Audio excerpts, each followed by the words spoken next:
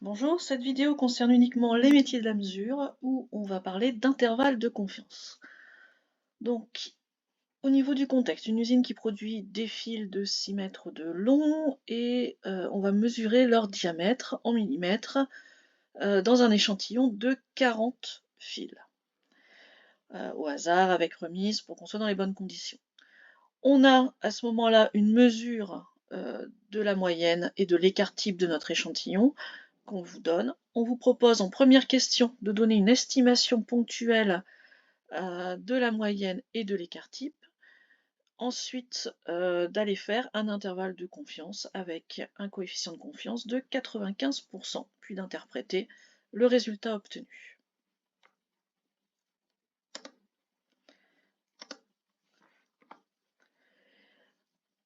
Ici, pour la correction, donc comme d'habitude, ce qu'il va falloir bien identifier dans tous ces exercices sur les intervalles de confiance et après sur celui sur les tests d'hypothèse, c'est ce que l'on a comme information et à quoi ça correspond.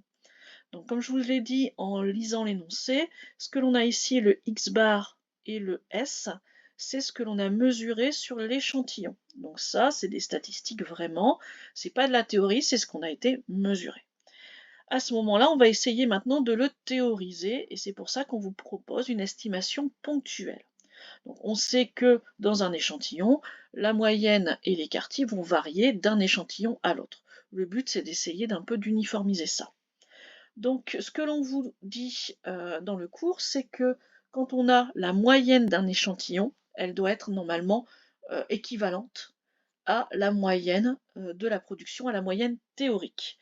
Donc à chaque fois qu'on vous demande une estimation ponctuelle de la moyenne, on va prendre simplement la moyenne de l'échantillon. Donc là, il n'y a rien à faire du tout, juste dire que maintenant, en théorie, mu va être égal à ce qu'on a trouvé dans la pratique x bar, et donc 3,512 mm de diamètre. Pour l'écart type, c'est un petit peu différent. Je reviens toujours à l'activité qu'on avait faite dès le début de ce chapitre. Vous avez les graphiques dans votre livret d'ailleurs, où on voyait que à chaque fois qu'on mesurait l'écart type d'un échantillon, on était en dessous de l'écart type théorique. Et pour aller rectifier ce qu'on appelle un biais, on va multiplier par la racine carrée de n sur n-1, n étant la taille de l'échantillon. C'est comme ça qu'on va rectifier et réaugmenter un petit peu l'écart type que l'on a mesuré. Donc ici, notre échantillon étant de taille 40, on va faire racine carrée de 40 sur 39, multiplié par l'écart type qui a été mesuré, donc 0,095. Et on obtient 0,096. C'est l'écart type théorique que l'on va garder pour le reste de notre travail. En deuxième question, on remet des notations un petit peu compliquées. On a donc grand X, une variable aléatoire, qui va prendre en compte un échantillon de taille 40, avec remise, etc. Et on va lui associer sa moyenne, la moyenne des diamètres des fils de notre échantillon. Et on va chercher donc un intervalle de confiance au seuil de 95% pour notre confiance.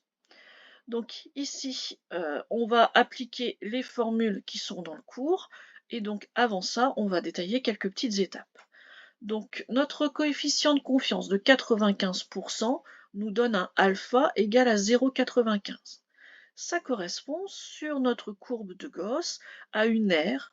On veut une R de 0,95 sous la courbe, centrée sur la moyenne. On va d'abord se servir de la loi normale centrée réduite, c'est-à-dire de moyenne 0 et d'écart type 1. On va aller chercher donc, grâce à la calculatrice et à la loi normale inverse, pour avoir une R centrée de 0,95. Donc au niveau des réglages de votre calculatrice, selon les deux modèles, c'est la même chose. On va regarder donc normale inverse. On va rentrer mu et sigma. Pour les casio, attention, je pense que c'est sigma en premier et mu en deuxième. Ensuite, on va donner l'air qui est de 0,95 et on va demander à ce que notre intervalle soit centré. Ça va vous répondre moins 1,960, etc. et plus 1,960, etc. C'est ce qui va nous donner notre petit h.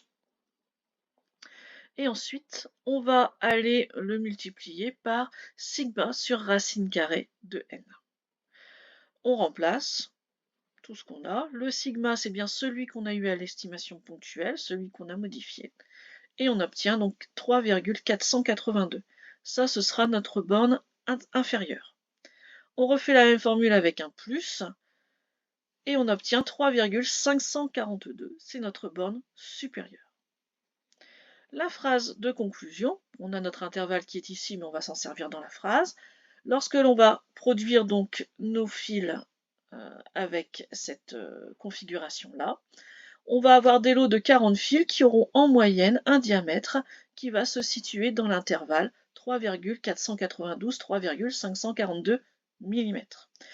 Attention, on est seulement au coefficient de confiance de 95%, donc on aura 95% des lots qui seront avec une moyenne dans cet intervalle.